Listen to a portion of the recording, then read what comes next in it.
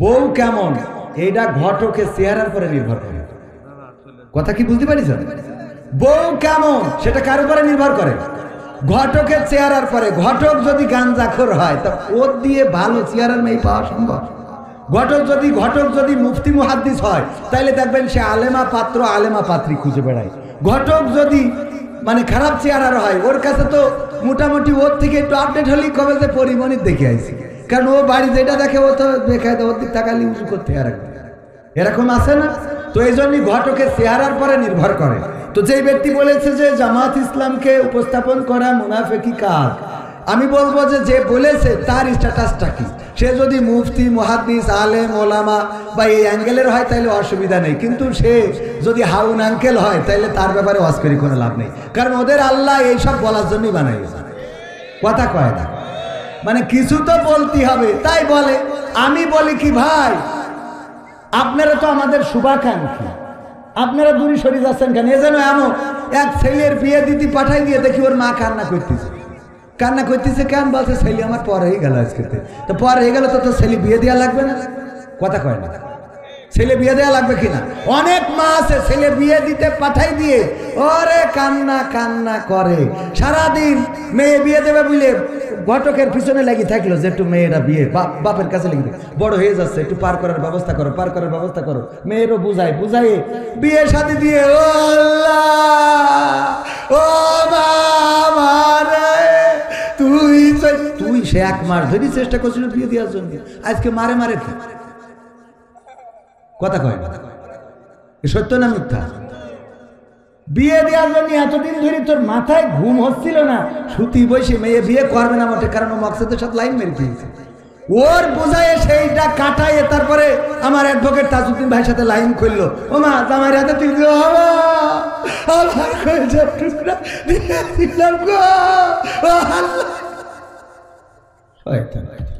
তো আমাদের অবস্থাটা এই হয়েছে।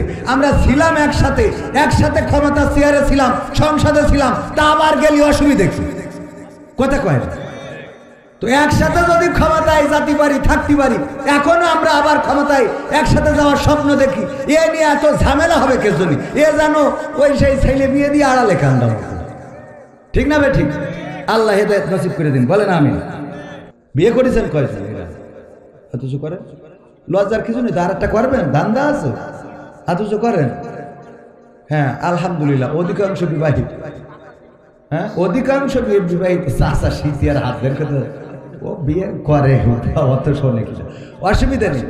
এই যে স্ত্রী, এটাও আল্লাহ রাব্বুল আলামিনের দেয়া নিয়ামত, বলেন সুবহানাল্লাহ। বিয়ের জন্য কত মানুষ কত মেয়ে দেখছে, পছন্দ হচ্ছে না, কত কবিরাজের কাছে যায়। দেখেন দিন আমার বিয়ে হুজুরের কাছে যায়, হুজুর ফুটো দিয়ে কয় তোমার তো বিয়ে বন্ধ করতে, তা কি করতে হবে? তা 5001 টাকা লাগবে। এই যে 5001 টাকা দিয়ে দিলে আবার বউ রাখার জন্য ওই বাজারে আপনার শিকড় 4-5টা তুলে নিয়ে গাছ, যে গাছ জীবনে কেউ কোনোদিন ও গাছ কাজেও লাগে না, ও শয়তানেরও লাগে না, মানুষেরও লাগে না, সেই গাছ কয়েকটা তুলেই নিয়ে বাজারে বাস্তার পরে নিয়েতে বসিতে এক একজনের হাত দেখে দেখি কয় হুজুর বুঝতে পারিস আপনার তো ব্যাস। এই দেখে এ তো কমন, অনেকের অনেক এগুলো কমন আছে না? কিছু রোগ আপনার যদি দেখে আমি বলি যে ভাবির সাথে তো আপনার মাঝে মাঝে গোলমাল বাঁধে, হাত দেখে তো গোলমাল বাঁধে না কেন? কথা কয় না, এই জাতীয় কমন কিছু বলে কয় আপনার একটু সমস্যা আছে। হ্যাঁ তো এরপরে যাইয়ে ব্যাস। যাই হোক সব মিলাই ভাইরা আমার, আল্লাহ রাব্বুল আলামিন এই নিয়ামত আমাদের দিয়েছেন, বলেন সুবহানাল্লাহ। শুধু তাই নয়, কলিজার টুকরা সন্তান দিলেন, যেই সন্তানের জন্য কত মানুষ কত দরবারে যায়, কত শিরকিয়াতে লিপ্ত হয়, কত পীরের দরবারে গেল, কত মাজারে গেল। কেউ বলল এই গাছটায় যদি একটা ইট বাঁধতে পারো, যদি এই গাছটায় একটা ইট বেঁধে রেখে যাও, তাহলে তোমার স্ত্রীর পেটে গর্ভের মধ্যে সন্তান যাবে। আমরা ওই গাছে ইট বাঁধি, এমন আছে না নাই? শিরকিয়াতে লিপ্ত হয় আল্লাহ বাদে, ওই গাছের সাথে ইট বাঁধে। কত ডাক্তার কত কবিরাজ সব জায়গা দৌড়ানো হয়ে গেল। আল্লাহ রাব্বুল আলামিন সন্তান যদি না দিতে চান, কোন ডাক্তার কবিরাজের সন্তান হবে না। ওগো আমার ভাইয়েরা, আল্লাহ রাব্বুল আলামিন বলেছেন আমি যদি চাই কাউকে ছেলে সন্তান দিই, আমি যদি চাই কাউকে মেয়ে সন্তান দিই, আবার আমি যদি চাই কাউকে ছেলেও দিই মেয়েও দিই, আর আমি যদি চাই কাউকে কিছুই দিই না, এটা একমাত্র আমার হাতে। বলেন আল্লাহু আকবার। এটা কার হাতে? আল্লাহ রাব্বুল আলামিন আমাদের স্ত্রী দিলেন, আমাদের সন্তান দিলেন, বাবা ডাক শোনার তৌফিক দান করলেন। আমার মা বোনেরা যারা পর্দার অন্তরালে আছেন, মা ডাক শোনার তৌফিক দান করলেন। না চাইতেই আল্লাহ দিলেন, এ যেন মেঘনা চাইতেই বৃষ্টি। যে আল্লাহ আমাদের এইভাবে সন্তান দিলেন, স্ত্রী দিলেন, আপনজন দিলেন, আমাদের সম্পদ দিলেন, হাত দিলেন, পা দিলেন, চোখ দিলেন, কথা বলার শক্তি দিলেন। সেই আল্লাহর শুকরিয়া আদায় করার দরকার আছে না নাই? সবাই জোরে বলেন আলহামদুলিল্লাহ। আল্লাহর শুকরিয়া আদায় করে কখনো শেষ করতে পারবো না। ফাযকুরুনি আযকুরুকুম ওয়াশকুরুলি ওয়ালা তাকফুরুন। আল্লাহ বলছেন তোমরা আমাকে স্মরণ করো, আমিও তোমাদের স্মরণ করব। জিকির করা মানে স্মরণ করা, এরকম না যে আমরা আল্লাহ আল্লাহ বলবো, আল্লাহ বলবেন কবির কবির কবির কবির কবির, এটা না। আমরা আল্লাহ আল্লাহ বলবো, আল্লাহ রাব্বুল আলামিন আমাদের স্মরণ করবেন, আমাদের স্মরণে রাখবেন, আল্লাহ নিয়ামত বাড়িয়ে দিবেন। আল্লাহ বলেছে আমার স্মরণ করো, আমার নিয়ামত খেয়ে অকৃতজ্ঞ হয়েও না। আর আমরা নিয়ামত খাই আর অকৃতজ্ঞ। তাজউদ্দিন ভাই আমার আপেল নিয়ে গেছে বাড়ি, খাইয়ে বলি ভাই আপনি যে আপেল নিয়ে আইছেন, মা আরে বাবা এত স্বাদের আপেল জীবনে খাইনি। ও আপেল কি উনার কারণে স্বাদ হয়েছে? স্বাদটা কার জন্য? এই জায়গায় একটুখানি আলহামদুলিল্লাহ মেরি দিলে খুব অন্যায় হয়ে যাবে। আলহামদুলিল্লাহ বলা যাবে না? যাবে না। আল্লাহ আমাদের শক্তি দিয়েছেন। কবির বিন সামাদ প্রায় উদাহরণ দিতে চেয়ে বলি, কথা বলতেছি বলেই আছেন, এখনো দাঁড়ানো বসা ভাইয়েরা আছেন, কথা বলতে পারছি তাই। শুধু জবানটা যদি না থাকতো, যদি বলে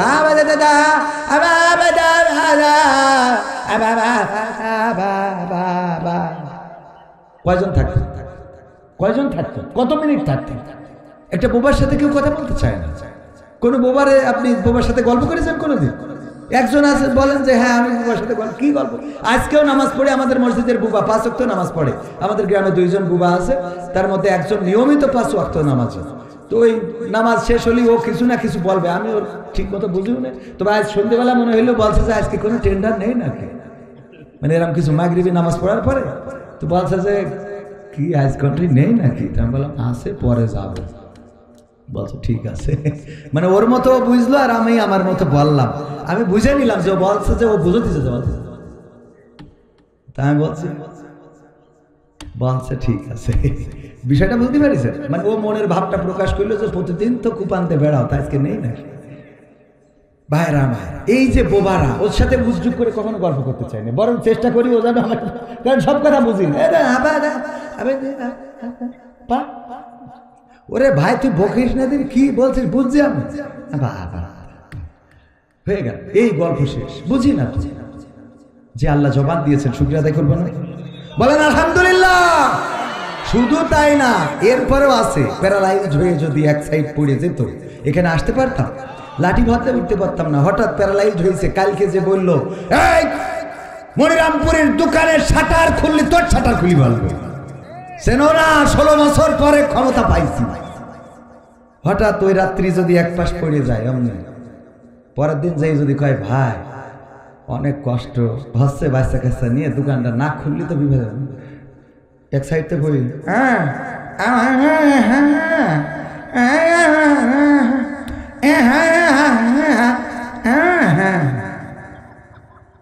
কাল তো ধমক দিলাম, আমার তো তেজ মারা সারা যে দোকান খুললি।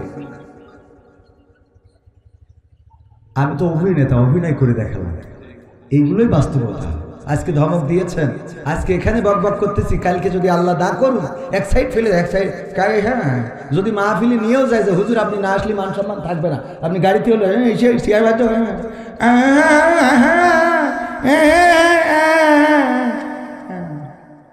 আমি শেষ। এর বাইরে কিছু আছে? যে আল্লাহ আমাদের শক্তি দিয়েছেন, বলেন আলহামদুলিল্লাহ। আল্লাহ শুকরিয়া আদায় করে কখনো শেষ করতে পারবো না। আলোচনায় আসে কিছু সঙ্গীত শোনানো দরকার, যেহেতু আজকে কওমি আলিয়া ভেজাল দিয়ে মাহফিল আসছে, সুতরাং আইমুদ্দিন আল আজাদ ভাইয়ের একটা সঙ্গীত আপনাদের একটু শোনাবো। রাহিমাহুল্লাহ। কি হবে বেঁচে থেকে অযথা বিদ্যা শিখে, যদি না গড়তে পারি শোষণবিহীন সমাজটাকে? কি হবে বেঁচে থেকে, কি হবে ছাত্র সেজে চুমু খেয়ে সনদ খানা, যদি হয় বিদ্যালয়টা পরিমণিদের আড্ডাখানা? কি হবে ছাত্র সেজে চুমু খেয়ে সনদ খানা, যদি হয় বিদ্যালয়টা পরিমণিদের আড্ডাখানা। এর চেয়ে মরাই ভালো, দেশ ছেড়ে যাওয়াই ভালো। এর চেয়ে মরাই ভালো, দেশ ছেড়ে যাওয়াই ভালো। কি হবে ধোকা দিয়ে বিবেকটাকে, কি হবে ধোকা দিয়ে বিবেকটাকে, কি হবে বেঁচে থেকে অযথা বিদ্যা শিখে যদি না গড়তে পারি শোষণবিহীন সমাজটাকে। কি হবে বেঁচে থেকে, কি হবে যুবক নামের বোঝা হয়ে এই ধরাতে, যেখানে মা বোনেরা ধর্ষিতা হয় দিনে রাতে। ধর্ষণ আছে না নাই? আজকে পত্রিকার রিপোর্ট দেখলাম, প্রেমের ফাঁদে ফেলে তরুণীকে গণধর্ষণ করা হয়েছে। ওগো আমার ভাইরা, ধর্ষণ থেমে নাই, গণধর্ষণ থেমে নাই। কারণ হলো সরকার সেন্সাবে ইতিপূর্বে বঙ্গবন্ধু থেকে শুরু করে খালেদা জিয়া, শেখ হাসিনা পর্যন্ত এই দেশে কেউ কি ধর্ষণ বন্ধ করতে পেরেছে? না, পারে নাই।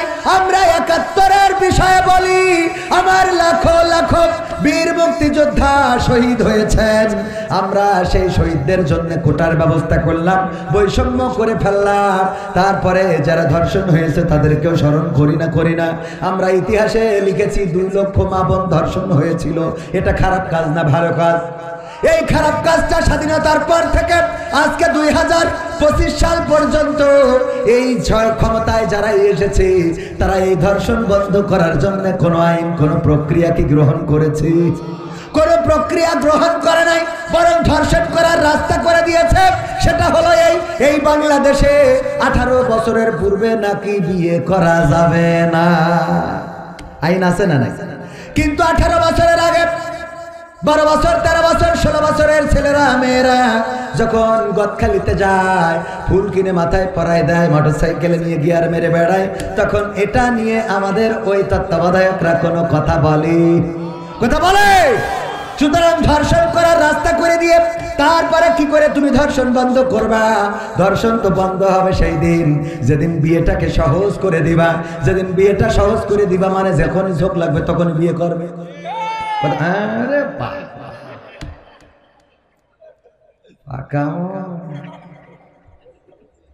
অসুবিধা নেই, দরকার আছে না নাই? ঝোঁক লাগলে বিয়ে। যেই দেশ আমরা বলি এই স্বাধীনতার মহান স্থপতি বঙ্গবন্ধু শেখ মুজিবুর রহমান, স্বাধীনতার ঘোষক প্রেসিডেন্ট জিয়াউর রহমান, এই স্বাধীনতার স্থপতি আমরা যাকে দাবি করি, সেই লোকটাও বিয়ে করেছিলেন 10 বছর বয়সে। কয় বছর? আমি শেখ হাসিনা বলছি, একটা বই পড়েছি, এই আমি শেখ মুজিবের মেয়ে, একটা বই আছে। এই বইয়ে আমি আগের প্রধানমন্ত্রী শেখ হাসিনার লেখা, নিজের লেখা বইয়ে পেয়েছি যে 10 বছর বয়সে বঙ্গবন্ধু শেখ মুজিবুর রহমান বিয়ে করেছেন। তাহলে 10 বছর বয়সে যদি আমাদের পিতা বিয়ে করতে পারে, বাচ্চারা বিয়ে করলে অসুবিধা? কথা কয় না? হ্যাঁ, আবার নিজের বিয়ের সময় ঠিকই দাদার ব্ল্যাকমেইল করিয়ে যে আব্বার বলিছে ছোট ভাইয়ের বিয়ে দিলে হয় না, বলছে তোর এখনো দিলাম না, ছোট ভাই বলছে এই কথা তো মুখে নিয়ে আসো না। কথা কি বোঝা গেছে? মানে নিজেরটা বলতে পারছে না, তা বলছে ছোট ভাইয়ের আব্বা ছোট ভাইয়ের বিয়ে দিলে হয় না, তো বলছে এখনো তো তোরই দিলাম না, তো ছোট বলছে এই কথা তো মুখে রেখায় নিয়ে আসো না। তার মানে ওর বিয়ের দরকার। তো এইভাবে যুক্তি বুদ্ধি করিয়ে বিয়ে করা লাগে। অথচ বাপের বিয়ে কিন্তু ঠিকই দাদার সাথে লাইন ঘাট করি তাড়াতাড়ি করে ফেলেছে। বলে যে প্রতিষ্ঠিত, কিসের প্রতিষ্ঠিত? বিয়ে করার পরে প্রতিষ্ঠিত হবে। কথা কয় না? গরুর কান্দে জল তুলে দিয়ে দেখেন টানতে পারে কিনা। গরু যে ষাঁড় গরু, এড়ে গরু আমাদের আঞ্চলিক ভাষায়, আপনারা কি বলেন? এ কি ধরি পরে জল টানা শুরু করে? ওরে নাংলা বানানোর জন্য কয়দিন মাঠে নিয়ে গেছেন যে জল দিয়ে দিয়ে যে ভুই চষতে হবে না সেটা চষি বেড়াইছে। গাড়ি আপনার কোনটু যাওয়া লাগবে না, তাও টানাইছেন ওই গরুটারে মানুষ বানানোর জন্য। তা আপনার এড়িয়ে ছেলে ওরে বিয়ে দেন, ও তো এমনি নাঙল টানবে। ও তা না করিয়ে কয় যে আগে প্রতিষ্ঠিত হোক, তারপরে ও প্রতিষ্ঠিত হচ্ছে তো গাঞ্জা করে হয়ে বসে দিয়েছে। এইসব কথাগুলো এই যুবকদের কষ্টগুলো আমরা বুঝি রে ভাই। এই শীত পার হতে দেওয়া যাবে না। আল্লাহ কবুল করুন, বলেন আমিন। আর বিয়ে কোন বাপ দিচ্ছে না আমার সাথে বলবা। সেদিন একজন সির খুঁড়তেছে, পাপ নাই হুজুর আমি এইটি পড়ি, আমার ডাইরেক্ট নামও লিখে দিচ্ছে, আমার নাম এই, আমার আব্বা এখানে আছে, আমি বিশ্বাস করি যে আমি বিয়ে করি বউ চালাইতে হবে, কিন্তু আমার আব্বা আমার বিয়ে দিতে চায় না, আব্বা এখানে আছে ওয়াজ করি। আমি বললাম তোর আব্বা ডেকে নিয়ে স্টেজে যায়। আমি তোর আব্বা বিয়ে দেবে কি দেবে না, পরে পাশে ছিল একজন বলছে বিয়ের খরচ খরচা সব আমি নিলাম দায়িত্ব। এরকম কষ্ট আছে না নাই? দাদারা যারা আছেন নাতিদের বিয়ে দেবেন তাড়াতাড়ি, ও তো জাহান্নামে যাচ্ছে, ও একা যাবেন, আপনারও ট্রেনিং নিয়ে যাবে। কবে আমার দাদা কোনোদিন আমার সাপোর্ট দিন, আমি গদখালি গেছি তাও কোনোদিন বলিনি কিছু। বলবে কি দাদার এসে যদি বলে এই তোমার নাতি ছেলে দেখলাম আজকে RS1 নাকি যেন গাড়ি FZ5 RS1 3 ভার্সন নাকি R15 R15 এইসব গাড়ি উঠেছে, দেখলাম ওই গাড়িতে গিয়াতে বেড়ে বাপু বয়সের দোষ এখন ওসব করছে বেড়াবে, যাবে না চেঞ্জ হয়ে গেছে, অসুবিধা নেই। যাবে না চেঞ্জ হয়ে গেছে, ও তো তোর জাহান্নামে নিয়ে যাওয়ার জন্য পাকা রাস্তা করতেছে, কথা কয় না, ঠিক না বেঠে ভাইয়ের আমার। এই জন্য ধর্ষণ যদি বন্ধ করতে হয় আল্লাহর আইন ছাড়া বন্ধ হবে না। আমি উদাহরণ দিতে যেয়ে বলি, পবিত্র কোরআনের আইন হলো যদি কেউ জেনা করে, ধর্ষণ করে, জেনা করলে যদি বিবাহিত হয় শাস্তি হলো সঙ্গে সার করার, যদি অবিবাহিত হয় তাইলে 100 বেত্রাঘাত, একটু কম আছে। যদি কেউ ধর্ষণ করে তাইলে তার শাস্তি কি?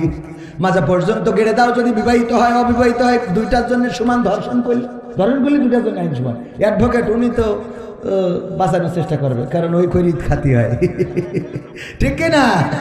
কেস যত লাভ তত, বলে যে কেস করো, আমি তা আসি, আমি তা বলেন না, হ্যাঁ দেরি হইলে কয় মামলা একখান ঠুকি দাও, দেখে আনে মামলা ঠুকলি তো উনার বাড়িতে তালা হবে। যাই হোক ভাইয়ের আমার, তো এই যে মামলা অ্যাডভোকেটরা পক্ষে লড়াই করবে, সব করবে, কিন্তু কোরআনের আইন যখন কায়েম হয়ে যাবে, প্রমাণ হয়ে যাওয়ার পরে মাজা পর্যন্ত গেড়ে দাও। কবির বিন সামাদ প্রমাণ হয়ে গেছে, 4 জন সাক্ষী প্রমাণ পাওয়া গেছে, ধর্ষণ করেছে, জেনা করেছে, মাজা পর্যন্ত গেড়ে ইট পাথর মারবে, সবাই থাকবেন। এই যে ক্যামেরা দেখেন কতগুলো, এখানে প্রায় 100 ক্যামেরা, এই 100 ক্যামেরা এরা ভিডিও করবে। আজকে এখানে যত দর্শক আছে তার থেকে ক্যামেরায় ভিউজ বেশি না কম হবে? অনেক বেশি, lakh lakh million million views হবে। তো ওরাও দেখবে যে কবির বিন জামাতকে কিভাবে তেজ মারা হয়েছে। তো এইটা যখন হয়ে যাবে, এটা দেখার পরে লাইলাতুল ফেব্রুয়ারিতে পুরো দেখবেন দেশ ফাঁকা ফাঁকা, ঠিক না ঠিক? ওই দিন যদি কেউ বলে যে উল্টো মেয়েরা যদি বলে আমি তোমার কাছে 3 পিস চাইলাম, আমার দেয়া লাগবে না, আমি তোর শার্ট প্যান্ট বানাই দেবো, কবে তুই মাপ চাই, দেখা হবে না, ঠিক না ঠিক? কারণ কি? কারণ যদি অ্যাক্সিডেন্ট করে ফেলি, বলা যায় না মেশিনের কথা, যদি অ্যাক্সিডেন্ট হয়ে যায় তাইলে শাস্তি কি? এটা কায়েম হইলে বলেন তো জেনাকারী ধর্ষণকারী বাংলাদেশে পাওয়া যাবে? ধর্ষণের বিরুদ্ধে কথা বলে কিন্তু কার্যকারী পদক্ষেপ নেয় না, কারণ যারা এর বিরুদ্ধে কথা বলে ওরা আবার এই কাজে জড়িত, ঠিক না ঠিক? পরহেজগারিতা দেখায়, এত পরহেজগারিতা তাদের মধ্যে নাই, আমরা ভালো করে জানি। দেওর ভাবির সাথে, ভাই থাকে মালয়েশিয়ায়, ভাই আডা পি মালয়েশিয়া, ডিয়াপি মালয়েশিয়া, ভাবি আডা আডা ডিয়া কাসাও ডিয়া মিয়া, ভাবি আডা পাহাড় না সেপা সেপা ডুলু ডুডু মালয়েশিয়া আডা ওরা, হ্যাঁ আডা আডা লা তেমন সানা আডা লাগি আডা ভাইয়া orang মনিরামপুরnya orang ada ডুডু মালয়েশিয়া, saya tahu lah। আলহামদুলিল্লাহ অনেকেই আছে মালয়েশিয়ায়, এই মনিরামপুরের লোক আছে, এবং মনিরামপুরের বড় বড় ব্যবসায়ী রয়েছে, এমনকি সেকেন্ড হোম নিয়ে আছে মনিরামপুরের সন্তান আমাদের খায়রুল ভাই, পরিবার নিয়ে তো আছে, হ্যাঁ অনেকেই আছে আলহামদুলিল্লাহ। তো এই যে এই কথা কেন বলতে গেলাম, কে জন্য বলতে গেলাম, কি একটা কথা বলতে চাই, হ্যাঁ দেওয়ার ভাবি, ও মালয়েশিয়ায় থাকে, এই যে দেখেন আমি ভুলে গেছি, ও ভাবির সাথে লাইন করে ফেলিছে, 3টের সময় গেছে, আমার ভাইরা খোঁজ রেখে রেখে একদিন যেই আটকাইছে, পিছনে একটা বেড়ার ভাঙাচোরা জায়গা ছিল, বেরোইছে জায়নামাজের পাটিতে বসে, জায়নামাজের পাটিতে সিজদায় পড়ে গিয়েছে, ঘরের ঢুকেতে উঠে গেছে, এই ওট সিজদাতে, বলছে আমি এখন আসমানে 7 আসমানে চলে গেছি, সিজদা দিয়ে আমার টেনে তুলছে, মানে কি আমি তাহাজ্জুদে, বলছে তুই তাহাজ্জুদ এটা তো জানি, তুই তো আল্লাহওয়ালা এটাও মানি, তুই তো পরহেজগার, কিন্তু তোর স্যান্ডেল ভাবির খাটের তলে কে? কথা বলেন নি? তোর স্যান্ডেল জোড়া ভাবির খাটের তলে কে? মানে তাড়াতাড়ি করে তো স্যান্ডেল কিনতে পারে।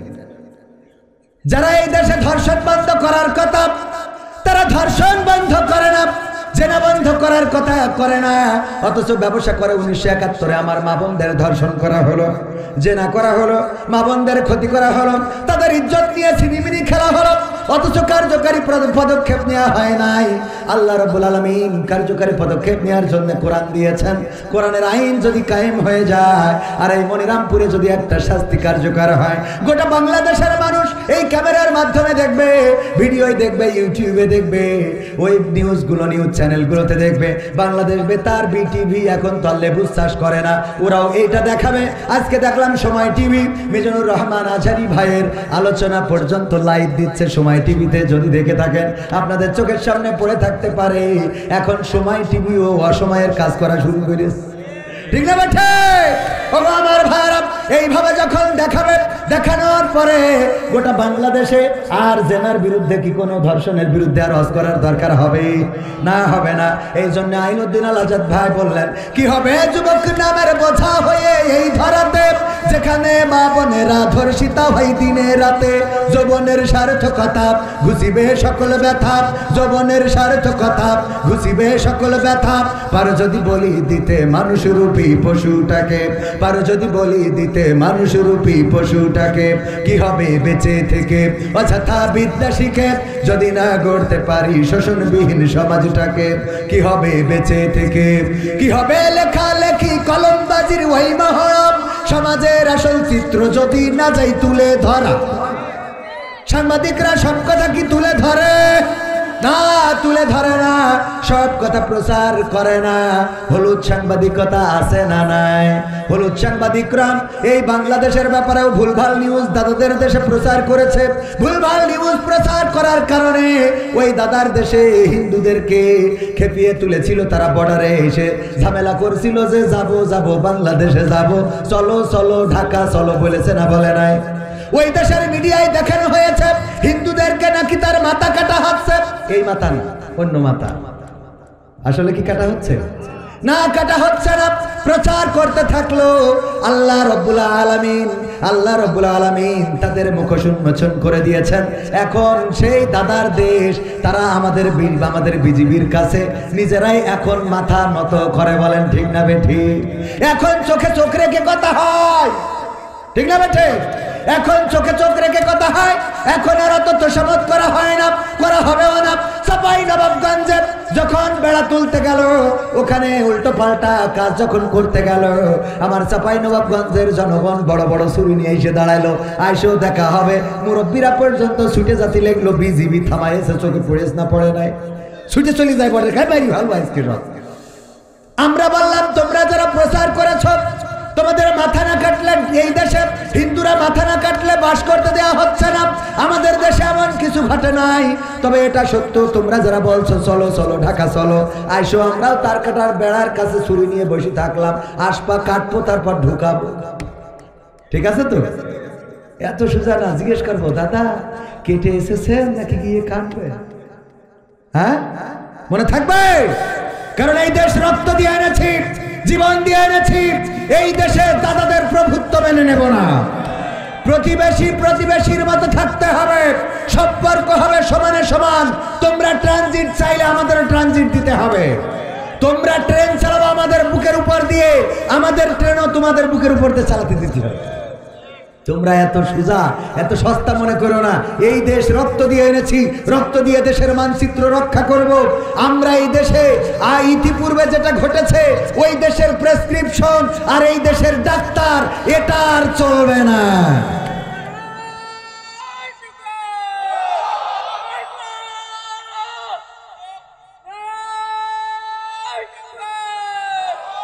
আলহামদুলিল্লাহ, আলহামদুলিল্লাহ।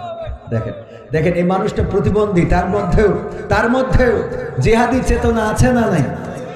এই মানুষগুলোকে মূল্যায়ন করবেন। এই মানুষগুলো দেখেন ভালো করে কথা বলতে না পারলেও কারো মনে হয়নি স্লোগান দেওয়ার, ওর মধ্যে একটা স্প্রিয়া তৈরি হয়ে গেছে। আল্লাহ রাব্বুল আলামিন এই মানুষদেরকে কবুল করে নিন, সুস্থ করে দিন, বলেন আমিন। তো এই জন্য আমাদের এই দেশে আমরা এই দেশের মানচিত্র এনেছি রক্ত দিয়ে, এই দেশের মানচিত্র রক্ত দিয়ে রক্ষা করবো। রাজি আছেন ইনশাআল্লাহ? আর দাদাদের প্রেসক্রিপশনে এই দেশ চলবে না। দাদাদের প্রোডাক্ট দাদাদের দেশে চলে গেছে। এই দেশে যারা আছে তারা দেশপ্রেমিক। দেশপ্রেমিকরা দেশ ছাড়ে না, তারা রক্ত দিয়ে প্রমাণ করে, ফাঁসির কাস্টে ঝুলে প্রমাণ করে, তারা জীবন দিয়ে প্রমাণ করে, জীবন দিতে রাজি, রক্ত দিতে রাজি, শহীদ হতে রাজি। কিন্তু আমরা বাংলাদেশের মানচিত্রের 1 ইঞ্চি মাটি ছেড়ে দিতে রাজি নই। সেই তাওহীদি জনতা আছে না নাই?